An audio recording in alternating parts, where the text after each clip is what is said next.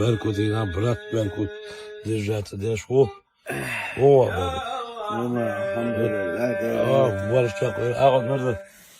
Deli yüzünü o. Sen de hakkını yeter. Зажигательные квесты. Спрятавшиеся и измотанные российские солдаты из Чечни показывают очередной удар по их блиндажу.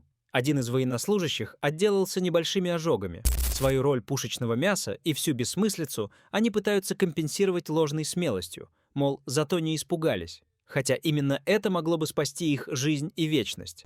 Боязнь умереть на пути Тагута должна была сподвигнуть их к побегу. Пока Кадыровы, лежа на диване, призывают не останавливать войну и идти на Европу, солдаты на фронте живут в фильме ужасов. Победоносным маршем, о котором вам рассказывают по телевидению, здесь даже не пахнет. За каждый метр новой территории Россия отдает тысячи жизней своих солдат. И это у них называется военное искусство.